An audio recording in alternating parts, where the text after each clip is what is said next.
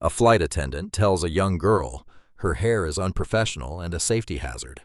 She demands the young passenger tie up her natural braids or be kicked off the plane. But the crew has no idea they've just insulted the face of the airline. The girl they're trying to humiliate is the star of their brand new multi-million-dollar ad campaign, and the CEO is watching everything from seat 1A. The karma that comes next is swift, total, and will leave you speechless. The hum of Terminal 3 at LAX was a familiar kind of chaos. It was the sound of beginnings and endings, a symphony of rolling luggage wheels on polished terrazzo, a dozen different languages colliding over the announcements, and the distant, reassuring roar of jet engines. Celine Vaughn sat quietly at the gate, her attention divided between the controlled bedlam of the airport and the dense equations in the textbook open on her lap. The book was an introduction to quantum field theory, a text most college sophomores would find daunting. For Celine, it was a map. She was on her way to New York City to compete for a prestigious science prize. Her project on nanoparticle-based water filtration had already beaten out thousands of other applicants. She was a girl of contrasts. Her mind was in the cosmos, but her feet were firmly on the ground, clad in a pair of worn but clean high-top sneakers. Her clothes were simple, a comfortable sweatshirt for the flight. And then there was her hair. It was her crown. Days earlier, her aunt had spent hours meticulously weaving her hair into a stunning cascade of intricate braids. They were thin and precise, accented with small wooden beads and a few delicate, gleaming gold cuffs. The braids were pulled back from her face, then spilled over her shoulders in a way that was both art and heritage. It was a style of celebration, a style of pride. Celine had worn it for every major event in her life. Her first spelling bee, her debate team championship, and now the most important academic challenge she had ever faced.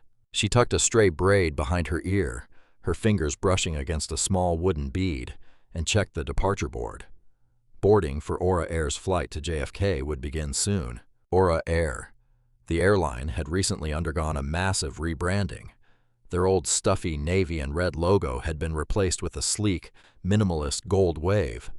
Their new slogan, plastered all over the terminal, was Aura Air, the future is bright. They were pushing hard for an image of youthful, inclusive, forward-thinking luxury. A few yards away, at the crew lounge entrance, senior flight attendant Vivian Langford took a long, unsatisfying sip of her lukewarm coffee.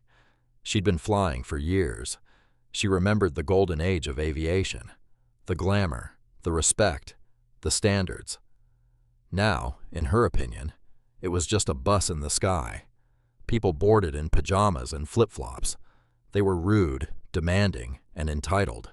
"All right, Reed, let's go," she said, her voice a clipped, permanent sigh. Reed Hale, a junior flight attendant, scurried to catch up. He was new, eager, and terrified of Vivian. "Got the manifest, Vivian? Looks like a full flight. A few VIPs in first." "Everyone's a VIP these days," Vivian muttered, adjusting the stiff collar of her uniform. "Just remember the standards: service, safety, and presentation. This airline may have a new paint job, but that doesn't mean we let the cabin look like a free-for-all. Keep the aisles clear, and if you see anyone non-compliant, you let me know." "Non-compliant?" Reed asked nervously. "You'll know it when you see it," she said, her eyes already scanning the crowd at the gate, her gaze passing over Celine for a fraction of a second before dismissing her. "Let's go. Time to earn our pay." The boarding process began with the usual flurry. First class, with its businessmen in crisp suits and a woman with a dog small enough to be a keychain, boarded first. Celine was in the Economy Plus zone. She'd used her savings to upgrade for the extra legroom, hoping to get in a final few hours of study. When her zone was called, she packed her textbook, slung her backpack over one shoulder, and joined the line. At the podium, she handed her boarding pass to the gate agent, who gave her a polite, tired smile. "Have a great flight, Celine." "Thank you," she replied, her voice soft but clear. As she stepped through the jet bridge, she felt the familiar flutter of excitement. She loved flying. She loved the physics of it, the elegant dance of thrust, lift, drag, and weight. At the aircraft door, Vivian Langford and Reed Hale stood, their smiles as artificial as the cabin air. "Welcome aboard," Reed chirped, his eyes flicking to her hair and lingering for a millisecond too long. "Welcome," Vivian said, her smile not reaching her eyes. Her gaze, however, did not flicker. It landed squarely on Celine's head, and her lips tightened into a thin white line. Celine, sensing the scrutiny, offered a polite nod and moved past her down the aisle toward her seat. She was oblivious to the quiet sound of disapproval Vivian made under her breath, a sound that set the stage for the storm to come. Celine found her seat, an aisle in the Economy Plus section. She was relieved. The window seat was occupied by an older woman with kind eyes and a novel, and the middle seat was for now empty. "Excuse me," Celine said politely. "Oh, of course, dear," the woman, whose name tag on her cardigan read Corinne, replied, pulling her legs in. "My goodness, your hair is just beautiful. It looks like a work of art." Celine brightened. "Thank you. My aunt did it." She stowed her backpack under the seat, carefully gathered her braids and sat down, pulling out her seatbelt. The small beads made a soft, melodic clack as she settled in. The cabin continued to fill. The man who had the middle seat arrived, a businessman who immediately put on noise-canceling headphones and opened a spreadsheet. Celine was fine with that. It meant more time to focus. The flight attendants moved through the cabin, their voices a low murmur of, "Stow that bag. Aisles must be clear. And please take your seat." Vivian Langford was working the economy cabin, her eyes scanning every row with the precision of a hawk. She was, in her mind, ensuring safety, but her definition of safety seemed to be inextricably linked with her own personal biases. She saw a young man with a loud t-shirt and mentally marked him as a potential problem. She saw a mother struggling with 2 toddlers and felt a spike of annoyance at the inevitable noise. Then her eyes landed on Celine's row. The girl was just sitting there, reading her book, her headphones in. But to Vivian, her hair was a beacon of non-compliance. It was too much. It was unprofessional. The beads, the sheer volume of it. It struck her as a defiant, messy display, and it grated on her every last nerve. She stalked down the aisle, Reed trailing her like a nervous shadow. She stopped, planting herself directly in front of Celine's seat. Celine didn't notice at first, lost in a chapter on particle spin. "Ma'am," Vivian said, her voice sharp. Celine looked up, pulling one earbud out. "Yes? I'm going to need you to do something about that," Vivian said, gesturing vaguely at Celine's head. Celine's brow furrowed in genuine confusion. "Do something about what?" "Your hair, ma'am," Vivian said, her voice dropping into a tone of forced, patronizing patience. "It's excessive. We're going to need you to contain it."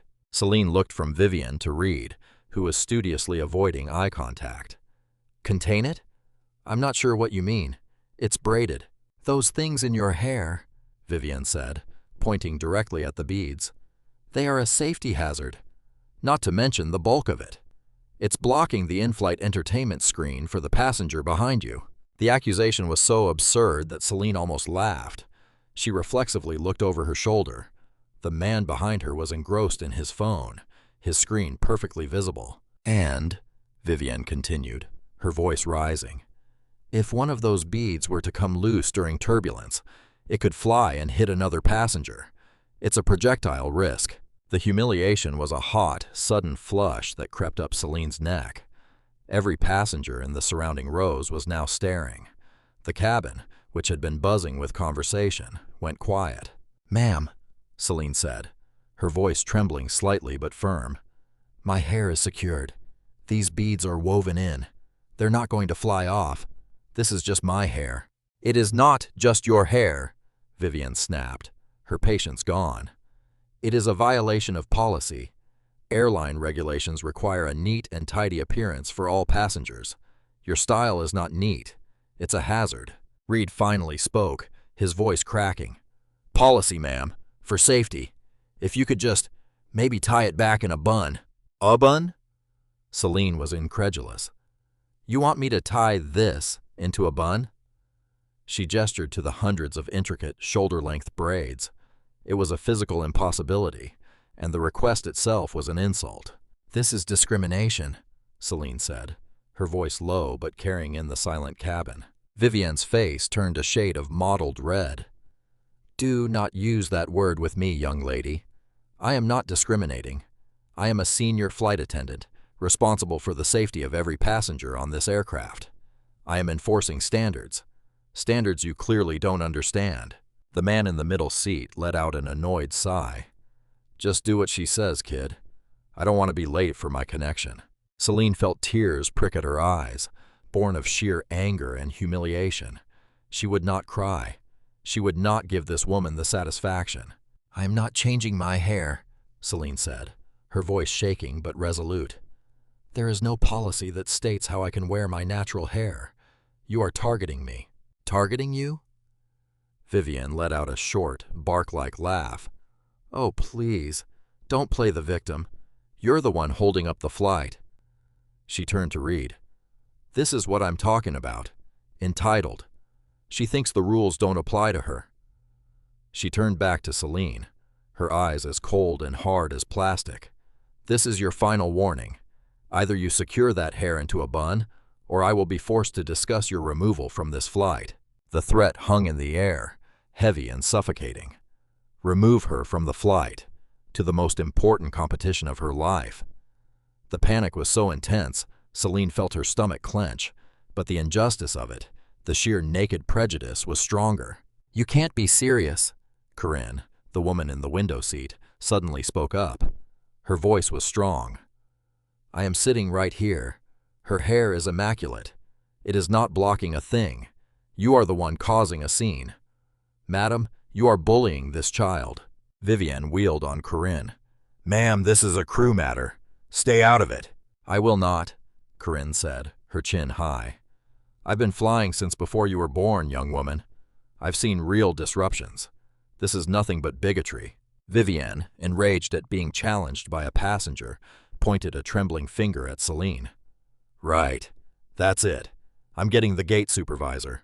We'll see who gets to fly today." She spun on her heel and stormed back up the aisle toward the cockpit, leaving a stunned, silent cabin and a deeply humiliated young girl in her wake. The moment Vivienne disappeared through the curtain into the galley, the cabin erupted in whispers. Celine's face was burning. She could feel dozens of eyes on her, a mix of pity, annoyance, and curiosity. Several phones were now being held up, not so subtly recording the scene. Reed remained, hovering awkwardly near the row, his face pale.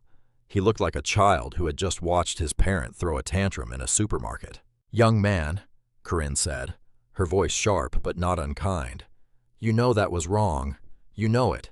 Why didn't you say anything?" Reed flinched. "Ma'am, Vivienne is the senior. I just follow procedure." "What procedure?" Celine asked, her voice tight. "Show me the procedure. Show me the rule in your flight manual that says braids with beads are a projectile risk. Show it to me." Reed stammered. It's not written down like that. It's at the crew's discretion for safety." "So it's her discretion," Celine pressed, her mind trained in logic and evidence, seizing on the flaw. "It's her opinion, and she's threatening to kick me off a flight because of her opinion of my hair." I'm sorry," Reed mumbled, unable to meet her gaze. She's very old school about standards." "That's not old school," Celine shot back. "That's prejudice. Call it what it is." From a few rows up, a man spoke up. He was wearing a Bluetooth earpiece and a slick vest and had been filming the entire exchange on his phone, providing his own quiet, smirking commentary to his device. "Hey, kid," he called out, his voice laced with the breezy arrogance of a self-proclaimed content creator. His name was Sterling Ashcroft, and he had tens of thousands of followers on a platform he believed made him a celebrity. "Just tie it up, will you? Seriously, don't make this a thing. Some of us have actual important meetings to get to. Don't be so dramatic." His words hit Celine like a slap. If Vivienne's attack was overt, this was the insidious second wave, the dismissal, the invalidation. It implied she was the one being unreasonable. She was the one causing the problem. My meeting is important too, Celine said, her voice shaking with a fresh wave of anger. And I'm not being dramatic. I'm being harassed. Sterling just scoffed and turned back to his phone. Can you believe this? Holding up the whole plane over her hair. Unbelievable. Celine sank back into her seat, the fight momentarily draining out of her. She was isolated. She was a young girl far from home, being attacked by a woman in authority and dismissed by her fellow passengers. She felt intensely, painfully alone. Corinne reached over and patted her hand. You hold your ground, dear. You are in the right. A short time later, Vivian Langford returned. She was not alone. Flanking her was the gate supervisor, a man named Preston Langford, whose face was a mask of stressed-out neutrality. His only goal was to get the flight off the ground. The delay was already going to impact his metrics. Ma'am, Preston said, addressing Celine. He didn't make eye contact, instead looking at a spot on the seatback in front of her. I'm Preston, the supervisor for this gate. Vivian has informed me that you are non-compliant with crew instructions regarding a safety issue. There is no safety issue, Celine said, her voice dangerously quiet. I asked your other flight attendant, Reed, to show me the policy. He couldn't. Your senior flight attendant, Vivian is harassing me about my hair. She called my braids things and demanded I be removed from the flight. Preston sighed, pinching the bridge of his nose. This was precisely the kind of he said, she said mess he hated. Ma'am, listen, he said, trying for a conciliatory tone. We can't have a disagreement holding up the flight. The pilot is getting antsy. Can't you just, I don't know, tuck it into your jacket or put a hat on just for the flight? We just need to get in the air. It was a betrayal. He wasn't here to solve the problem. He was here to hide it. He was asking her to make herself smaller, to conceal her identity, to appease the bully. So you are siding with her, Celine stated. It wasn't a question. I'm not siding with anyone, Preston said, his voice rising in frustration. I'm trying to get a plane to its destination. It's a simple request. Just cooperate. Vivian stood behind him, her arms crossed, a small triumphant smirk on her face. She had won. The system was backing her. Celine looked at Preston, then at Vivian. She saw their faces, the impatience, the dismissal, the barely concealed contempt. She thought about the hours in her aunt's chair. She thought about the judges she was flying to meet. She thought about what she was working to represent: dignity, intelligence, and a future where girls who looked like her didn't have to tuck themselves in to make other people comfortable. She took a deep breath. No. Preston's face went slack. No? No, Celine repeated, her voice ringing with clarity. I will not put on a hat. I will not tuck my hair into my jacket as if it's something to be ashamed of. I have done nothing wrong. She is the one creating a disturbance. She is the one breaking Aura Air's own code of conduct.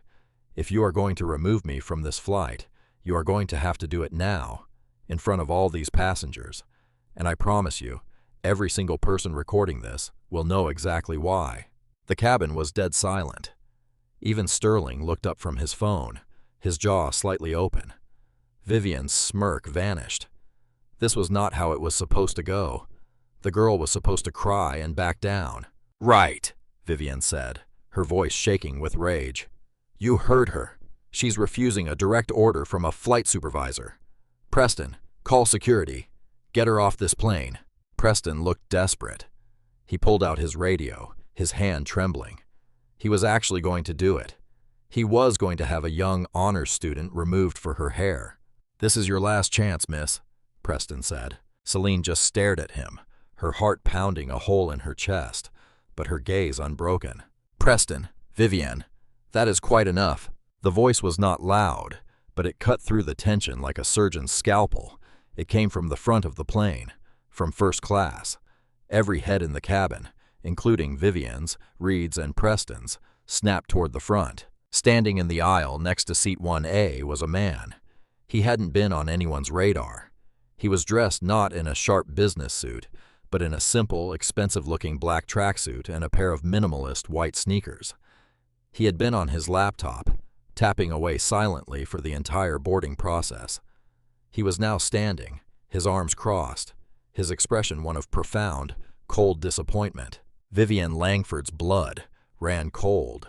The air left her lungs in a short, sharp gasp.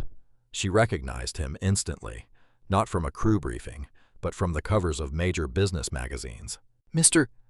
Drake, she stammered. I didn't know you were on this flight." Callum Drake, the founder and CEO of Aura Air, the man who had personally orchestrated the Future is Bright rebrand, began to walk slowly down the aisle. He didn't look at Vivian. His eyes were fixed on Preston, the gate supervisor. "You're about to call airport security, Preston?" Drake asked, his voice still unsettlingly calm. Preston's radio clattered from his suddenly nerveless fingers, swinging on its cord. "Mr. Drake, sir, this is a non-compliant passenger situation. A safety hazard." "A safety hazard?" Drake repeated, his tone flat. He stopped right next to Vivian, but his gaze went to Celine. He studied her for a moment, her book, her proud posture, her magnificent hair, and then looked back at Vivian. "Vivian," he said, and now the coldness in his voice was unmistakable. "Explain the safety hazard to me, in detail." Vivian, who had been a tyrant just moments before, was now a fumbling, stammering mess. The beads, sir. Projectiles. During turbulence, they could fly off," Drake asked, his head tilting. "Are they loosely attached? Are they glued on?" He looked at Celine. "Ma'am, are your beads loosely attached?" "No, sir," Celine said, her voice clear. "They are woven and tied in. They are as much a part of the braid as the hair itself." Drake nodded. "I see." He then looked past Celine at the passenger directly behind her. "Sir, you've been very quiet. I have a question for you." The man startled, looking up from his phone. Yeah?" "Vivian's other claim," Drake said, "is that this young woman's hair is blocking your entertainment screen. Is your view obstructed, sir? Be honest." The man leaned left, then right. He looked at Celine's hair, then at his blank screen. No. I can see it just fine. It's not in the way at all." Drake gave a single sharp nod. He turned back to Vivian, and all pretense of calm was gone. His eyes were chips of ice.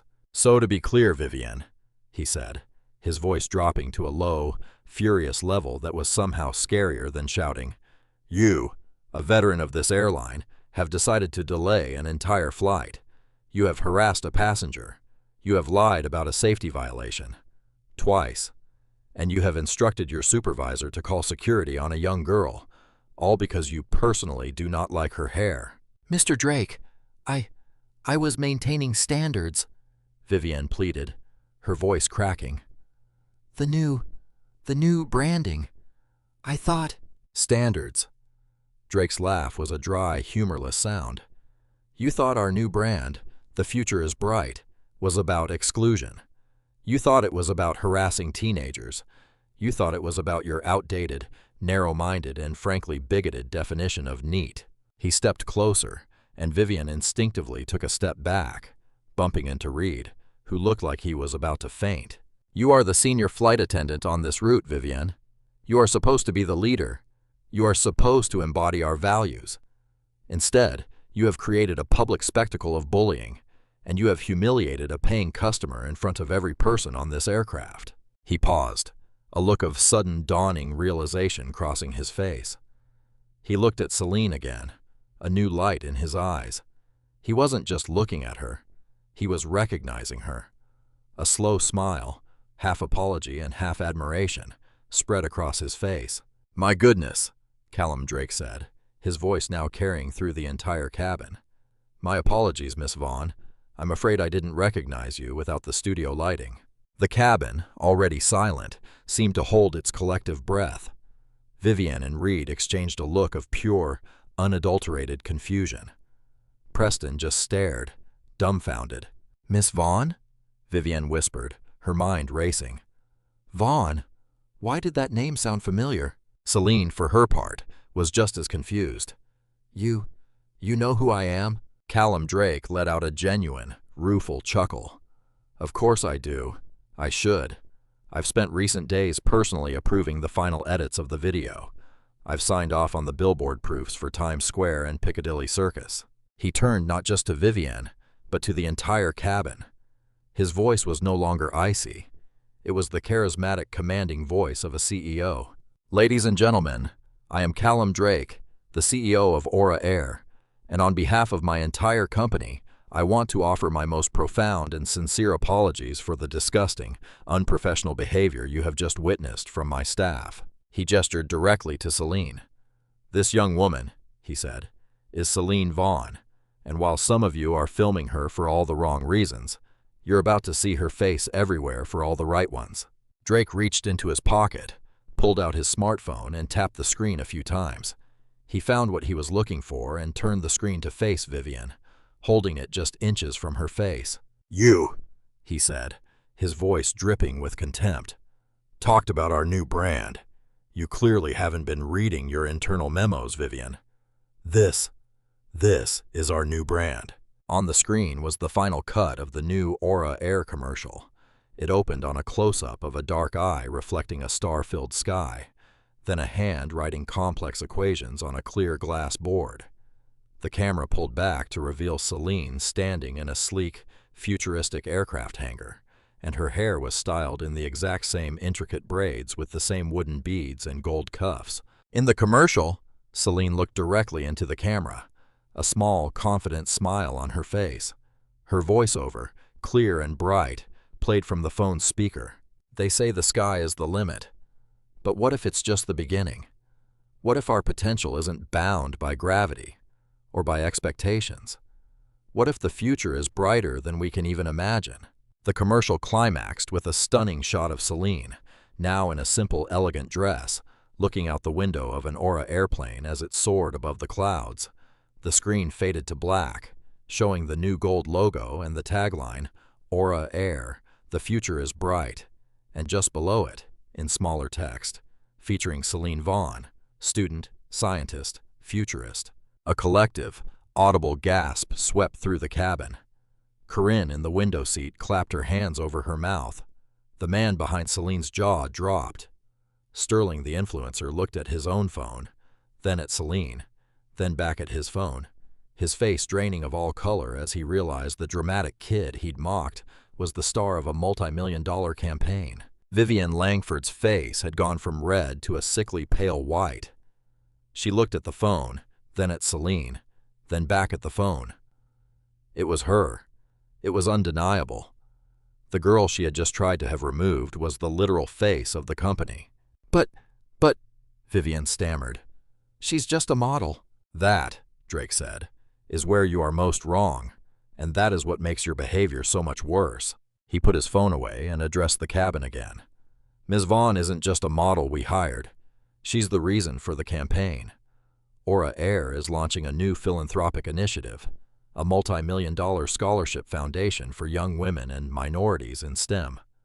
Ms. Vaughn, a finalist for a major science prize for her work on water filtration, is our first ever recipient.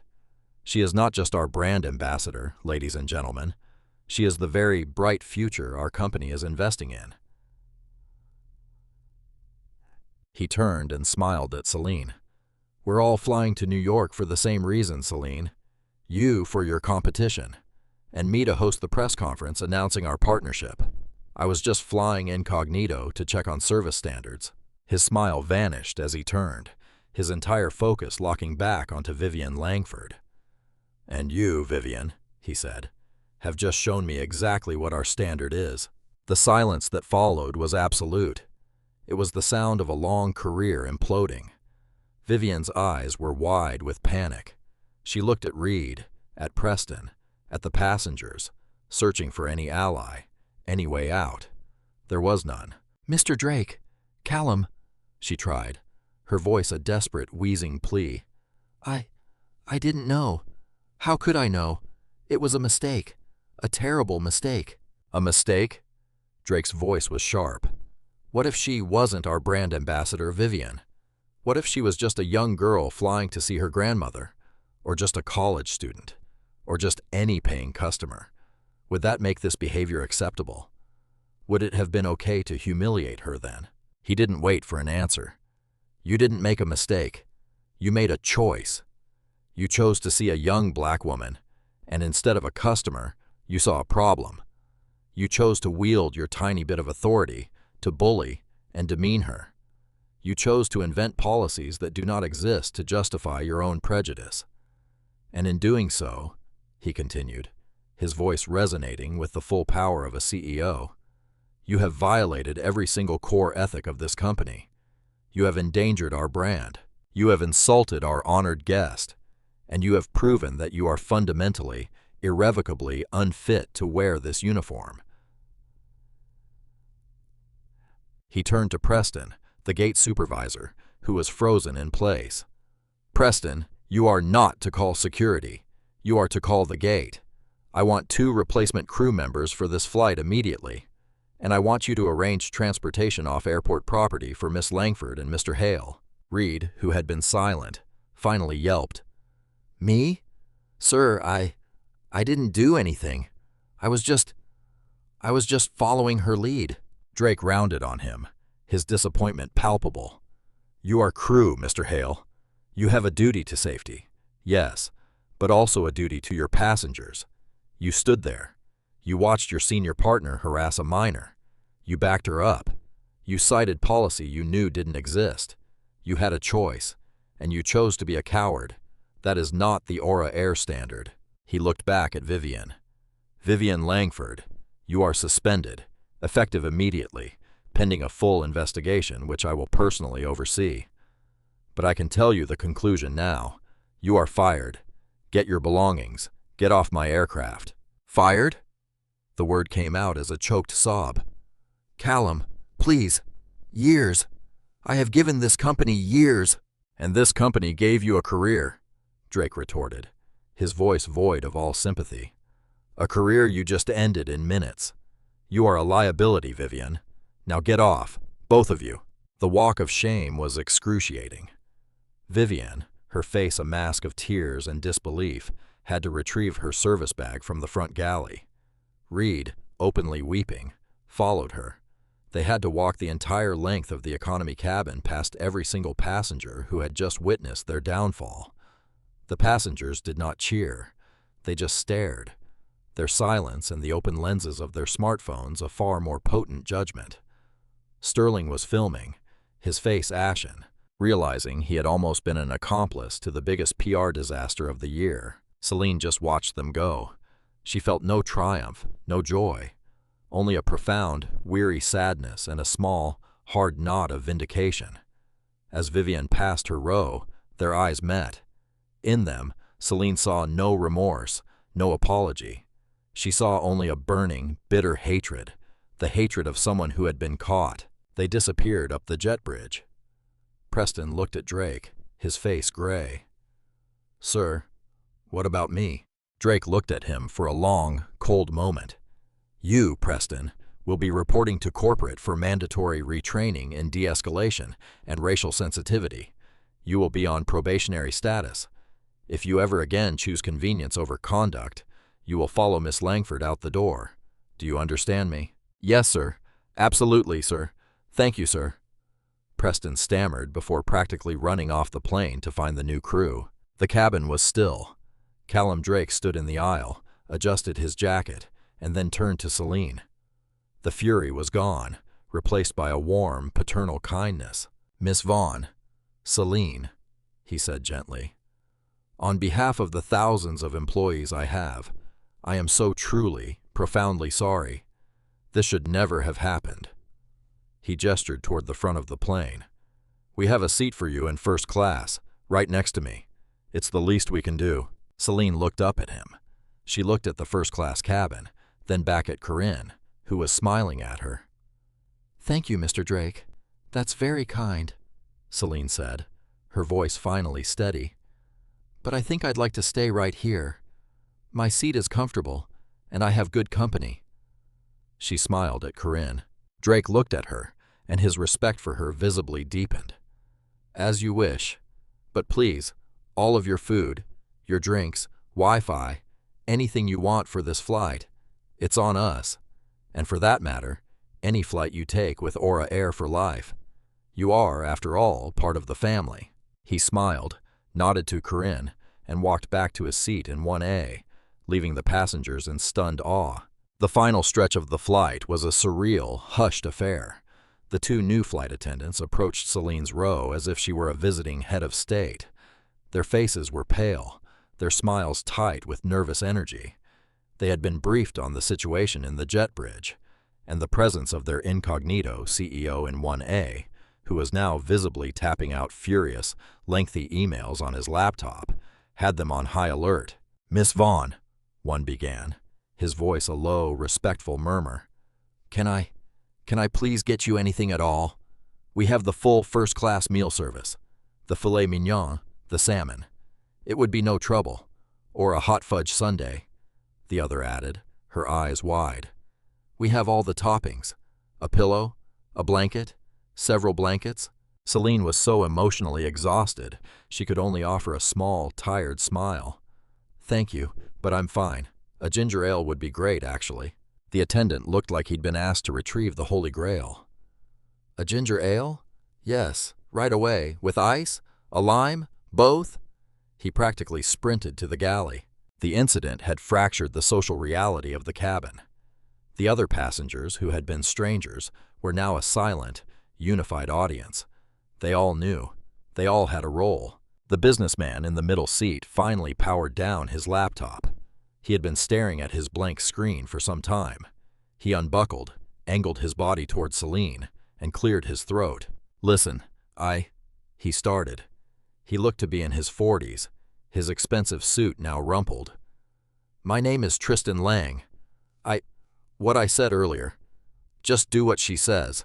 That was completely out of line." Celine looked at him, her expression neutral. "I live on these flights," he continued, fumbling for words. "I'm in private equity. I'm conditioned to see any delay as a threat to a deal, a problem. And I made you the problem. But you weren't. You were the one being, well, you know, you've got more class at your age than I have at mine. I am truly sorry." "Thank you for saying that, Mr. Lang," Celine said, her voice polite but cool. She accepted the apology, but had no energy to make him feel better about it. She turned back to her book, though she couldn't see the words. A more grotesque interaction was yet to come. From the bulkhead row, Sterling Ashcroft unbuckled. He didn't just walk back. He sat up. He approached Celine's row and began fixing his smartphone to the seat back in front of her with a small, flexible tripod. He turned the screen to face himself and hit record. Hey, Aura. Celine, that's what I'm calling you. It's trending already. I checked," he chirped, his voice a performance. "Sterling Ashcroft. Sterling Ventures on all platforms. Listen, that was epic. Pure gold. I got the whole thing.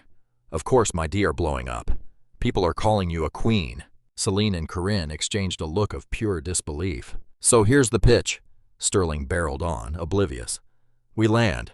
We do a quick 30-second spot right at the gate. You, me. We landed. We conquered. Then tomorrow, after your science thing, we do a full-day collab. A day in the life of an icon. We'll hit up Times Square where your billboard is probably going to be, right? I can get us a brand deal. I'm thinking like a hair care brand. Sterling and Celine's unstoppable crown. What do you say? My agent is already on standby." The sheer, naked opportunism of it was almost more offensive than Vivian's initial attack. Celine let him finish. The cabin was quiet, and everyone was listening. She looked at him, her gaze deadpan. "First," she said, her voice ringing with the clarity of a debate champion, "my name is Celine Vaughn. Second, I am not a brand or a queen. I am a scientist.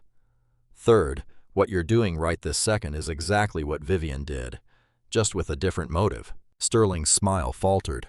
"Whoa, hey, I'm on your side." "No, you're not," Celine cut in. "You're on your side. You're trying to profit from my humiliation.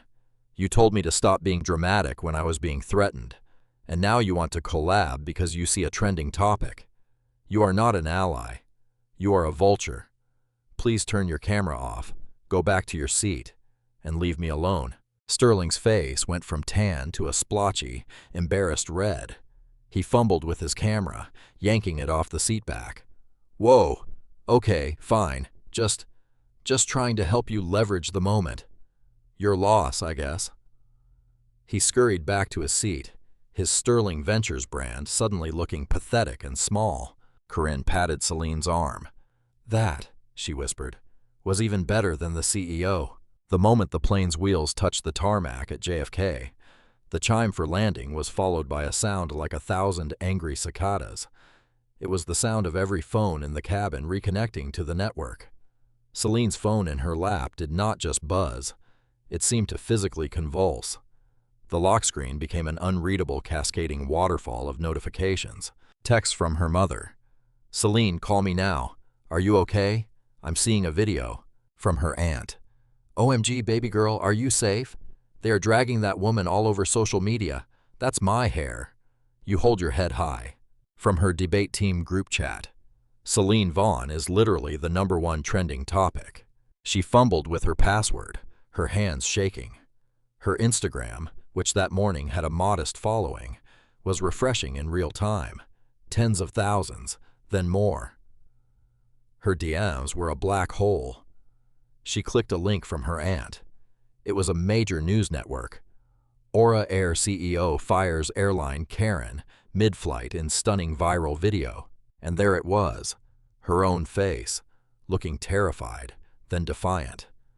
She watched herself say, "No, I will not." It was a jarring, terrifying, out-of-body experience. The video, uploaded by a passenger a few rows up, already had millions of views. "Ladies and gentlemen," the captain's voice came over the intercom, sounding unusually strained. "We are taxiing to the gate. Please remain seated and thank you for flying Aura Air." As the plane parked, Callum Drake was the first one up. He walked back to Celine's row. "Celine," he said gently, "if you would please wait just a moment. Let's let the other passengers deplane first. My team is waiting for you at the end of the jet bridge." Celine nodded, her mouth dry. She waited as the cabin emptied. Now every passenger who filed past knew exactly who she was. They were no longer annoyed strangers. They were witnesses. Most gave her small, sympathetic smiles. A few murmured, "Good for you, kid, and you handled that with incredible class." Corinne was one of the last. She pulled Celine into a tight hug. "You make us all proud. You hear me?" she said fiercely. "You remind me of a young me. You give them hell at that competition, dear. Don't let this, or anything, stop you." "Thank you, Corinne," Celine whispered, grateful for the genuine human kindness. Finally, the plane was empty. "Ready?" Drake asked. She nodded, slung her backpack over her shoulder, and followed him off the plane. The jet bridge was empty, save for a woman in a sharp suit and a man built like a refrigerator. "Celine, this is Lila Swift, my head of communications, and this is Rick, our head of security for New York. We're getting you out of here," Drake said. The moment they opened the door to the terminal, it was like a wall of light and noise hit them. It wasn't just a few people. It was a crowd. The flight had been tracked. The video was viral. Someone at the gate had tipped off the press. Celine, how do you feel? Mr. Drake, was Vivian Langford's name actually? Was it racism? Celine, are you going to sue?" The flashbulbs were blinding, disorienting. Celine instinctively flinched and grabbed the sleeve of Drake's tracksuit. Rick and another security guard instantly formed a human shield around her and Drake. "No comment. We are not taking questions," Lila shouted, pushing through the throng. "We're going to a private lounge, Celine. Just keep walking." They didn't go into the main terminal. Rick badged them through a heavy gray crew-only door, and suddenly they were in a silent, carpeted back corridor. They navigated a maze of hallways until they reached an unmarked door, which opened into a luxurious, soundproofed private lounge. The chaos of the terminal faded as if it were on another planet. Celine sank onto a plush velvet couch, her entire body trembling. Now that the adrenaline was gone, she just felt empty. "Here," Drake said, handing her a cold bottle of water. "Drink." He turned to his team. "Get her mom on the phone for her. Now." A moment later, Celine was holding an Aura Air-provided phone to her ear. "Mom? Yeah, I'm safe. I'm okay. I'm with Mr. Drake." "Yes. Mr. Drake. It's a long story. I'll explain it all later. I'm safe. I love you." Lila knelt in front of Celine, her expression a mix of professional crisis management and genuine sympathy. "Celine," she said, "you are now, for better or worse, one of the most visible young people in the country. This story is everywhere. We want you to know we have already released an official statement. We terminated both Vivian Langford and Reed Hale, effective immediately. Their employment with Aura Air is over. The important thing is you," Drake cut in, sitting opposite her. "Your competition. We have a private car waiting downstairs to take you to your hotel. But I need to ask you something. The press conference for the foundation. It's going to be a very different event now. The media will not care about the scholarship. They will only want to ask about this." He leaned forward. "You do not have to attend. You are a young woman who just had a traumatic experience. You can go to your hotel, focus on your work, and ace that competition. We will handle the entire fallout. No one will blame you." Celine looked at Drake, then at Lila. She thought about the hours in her aunt's chair. She thought about Vivian's sneer. "You're the one holding up the flight." She thought about Sterling's camera. "Let's leverage the moment." She took a long drink of water. Her trembling stopped. A new, cold resolve settled in. "No," she said, her voice quiet but shaking with none of its earlier fear. "I'll be there. But I have one condition." Drake raised an eyebrow. "Anything?" "I don't want to talk about her," Celine said. "I won't say her name. I don't want to talk about the video. I'm not a victim in a viral clip. I'm a scientist. If they're all going to be listening, then let's give them something worth listening to. I'll go. But I'm going to talk about my project, and I'm going to talk about the other girls who look like me, who don't get a CEO to save them." Drake and Lila exchanged a look of pure, unadulterated awe. Drake broke into a slow, genuine smile. "Okay," he said. "Okay, Celine Vaughn. Let's do that." The karmic retribution was swift and total. Vivian Langford's full name was public within a short time. Airline Karen was trending, but so was Vivian Langford fired. She was infamous. She tried to give an exclusive to a tabloid, painting herself as a victim of vague policies and a cancel culture mob. It backfired spectacularly. The public outcry tripled. She filed a wrongful termination lawsuit, citing her long, unblemished record. Aura's legal team, on Drake's direct order, countersued for brand-damaging negligence and breach of contract. A judge dismissed Vivian's suit with prejudice, meaning she could never file it again, and his ruling was a scathing public document that cited her blatant and demonstrable bigotry. After a long stretch of unemployment, having to sell her home, the only job she could get was a remote data entry position, her name forever a synonym for prejudice. Reed Hale posted a tearful, multi-part My Apology video. It was dissected by millions as a disingenuous, clout-chasing performance. He was equally unemployable in any customer-facing role, a national cautionary tale for cowardly bystanders. He ended up loading baggage for a budget cargo airline in a harsh climate, paying off the student loans for a career he'd destroyed in a single afternoon. The press conference the next day was a media circus. It was standing room only. The first question was exactly what Lila predicted. "Celine, what was it like to be attacked by Vivian Langford on that flight?" Celine, looking poised and professional in a simple blue dress, her hair, of course, in its full beaded glory, stepped to the podium. "My flight yesterday was turbulent," she said, her voice carrying across the silent room. "But I'm not here to talk about that. I'm here to talk about something far more important. I'm here to talk about nanoparticle-based water filtration, and I'm here to talk about the future. For a stretch of time, she held the world's media in the palm of her hand.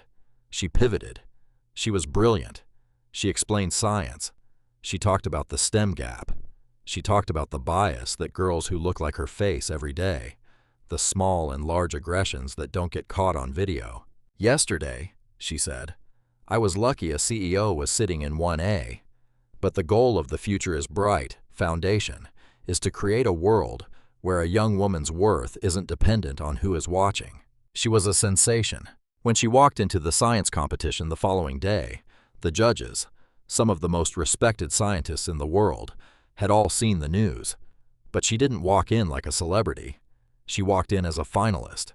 She presented her project with such fiery passion and unassailable logic that it completely eclipsed the media noise. She won. It was a unanimous decision. Callum Drake, so moved by her performance at the press conference, didn't just expand the STEM fund, he renamed it. It was now the Ora Vaughn Foundation for Future Leaders. Celine was given a permanent paid seat on its board. The billboards and commercials, which were rushed into release, were no longer just ads. They were symbols. Sometime later, Celine was a student at a top technical university, walking through a long corridor, her braids swaying. She was in a lab adjusting a microscope when her phone buzzed. It was an email from Callum Drake. Subject, FYI. Body, we just hit our first major funding goal. The inaugural class of scholars starts this fall. See you at the gala. Celine Vaughn smiled. She put her phone away, silencing the notifications of a world that now celebrated her. She turned back to her work, her crown of braids, beads, and brilliance held high, her eyes focused on the future she was busy building. The incident on the plane had been exactly what she'd called it: turbulence, and she was now soaring far above it. And that's how Celine Vaughn turned a moment of profound humiliation into a global statement. She reminded an entire corporation that talent, intelligence, and beauty come in all forms, and our crowns, whether they're braids, curls, or locks, are non-negotiable. Vivian Langford learned that day that you can't judge a book by its cover, and you definitely can't judge a passenger by their hair. What do you think of the CEO's response? Was it too harsh, or exactly what Vivian deserved? Let me know your thoughts in the comments below. If you love this story of karmic justice, do me a favor and hit that like button.